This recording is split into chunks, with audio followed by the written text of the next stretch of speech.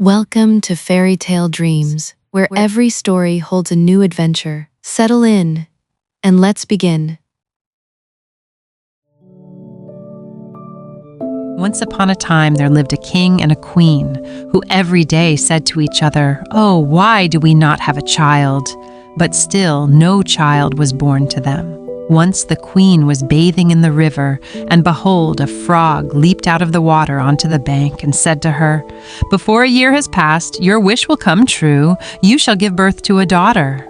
It happened as the frog had foretold. The queen gave birth to a girl, and she was so beautiful that the king was beside himself with joy and gave a grand feast. He invited not only relatives, friends, and acquaintances, but also the fairies, so that they would be benevolent and kind to the child. There were 13 fairies in his kingdom, but the golden plates from which they were to eat were only 12, so one of them had to stay home. The feast was lavish and noisy, and in the end the fairies bestowed upon the child their wondrous gifts. One with virtue, another with beauty, a third with wealth, and so on, with everything one could wish for in the world. After the 11 fairies had spoken their wishes, the 13th unexpectedly entered. She wanted to take revenge for not being invited, so she did not greet anyone, looked at no one, but cried out loudly, "When she turns 15, let the king's daughter prick herself on a spindle and die." And without another word, she turned around and left the hall. Everyone was frightened, but then the 12th fairy came forward, who had not yet wished anything upon the child. She did not have the power to revoke the evil curse, but she could soften it and said, "But let this not be death, but 100-year-long deep sleep shall overcome the princess." The king wholeheartedly wanted to protect his beloved child from this misfortune and ordered all spindles in the entire kingdom to be burned. And the wishes of the other fairies came true, and the girl became so beautiful, virtuous, amiable, and sensible that everyone loved her at first sight.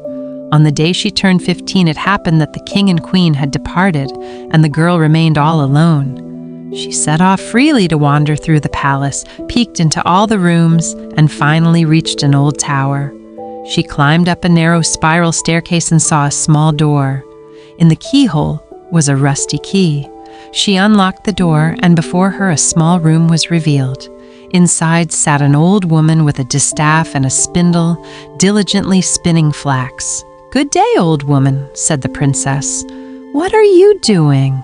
"I am spinning," replied the old woman and nodded her head.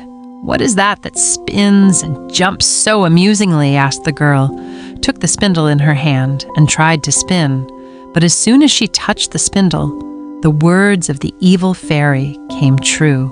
The girl pricked her finger, and at the same instant she fell to the ground. A deep sleep overcame her. This sleep enveloped the entire palace. The king and queen, who had just returned and entered the hall, immediately fell asleep, and with them, the entire court retinue fell asleep. The horses in the stable fell asleep, the dogs in the yard, the pigeons on the roof, and the flies on the walls. Even the fire that burned in the hearth began to smolder and fell asleep. The meat that had been put to roast stopped sizzling. The cook, who was just about to slap the kitchen boy for making a mistake, let his hand drop and also fell asleep. The wind died down, and not a single leaf on the trees in front of the palace stirred. Around the palace, a thorny hedge began to grow, which grew taller and taller each year. It eventually surrounded the entire palace and grew so high that it completely covered it. Not even the flag on the roof could be seen. The legend of the Sleeping Beauty spread throughout the entire land, and from time to time princes arrived, who tried to force their way through the thorny hedge and reach the palace. But they did not succeed, because the intertwined thorns held fast, as if they had hands, and did not let the young men pass. Many, many years passed. One day, a prince arrived in this land and heard an old man telling about the thorny hedge, behind which stood a palace where a beautiful princess had fallen asleep 100 years ago and was still sleeping, and along with her, the king, the queen, and their entire retinue were sleeping. The old man, in turn, had heard from his grandfather that many princes had come earlier and tried to force their way through the thorny hedge, but no one had succeeded. Then the young man said, "I am not afraid. I will go to see the Sleeping Beauty." The good old man tried to dissuade him from his intention, but the young man did not listen to him. But the 100 years had already passed, and the day had come when the Sleeping Beauty was to wake up. And when the prince approached the hedge, he saw not thorns, but countless beautiful flowers.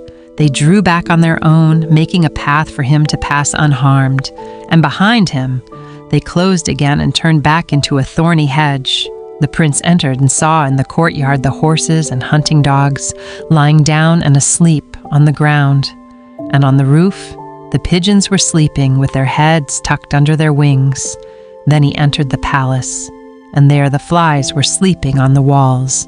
The cook in the kitchen still held his hand as if he wanted to slap the kitchen boy, and his assistant sat with a black hen in her hands, which she was plucking, but had not finished plucking. The prince continued his way, entered the hall, and found the entire court retinue lying down and asleep on the floor, and the king and queen were sleeping on their thrones. He passed through the other rooms, and everywhere it was so quiet that he could hear his own breathing. Finally, he reached the tower and opened the door to the small room where the princess was sleeping, and she was so beautiful in her sleep that he bent down and kissed her. As soon as he kissed her, the princess opened her eyes, woke up, and looked at him joyfully. Then they went down together, and then the king and the queen and the entire retinue woke up and began to look around in astonishment. The horses in the courtyard stood up on their feet and began to shake themselves. The hunting dogs jumped up and wagged their tails. The pigeons on the roof took their heads out from under their wings, looked around and flew over the field. The flies crawled along the walls. The fire in the hearth flared up with playful flames, and the dishes began to simmer. The meat began to sizzle again, and the cook gave the kitchen boy such a slap that he burst into tears, and the assistant began to pluck the hen again. Afterwards, they held a grand wedding, and the prince and princess lived happily until their deaths. Thank you for joining me on Fairy Tale Dreams. May your night be filled with the most magical dreams. Good night.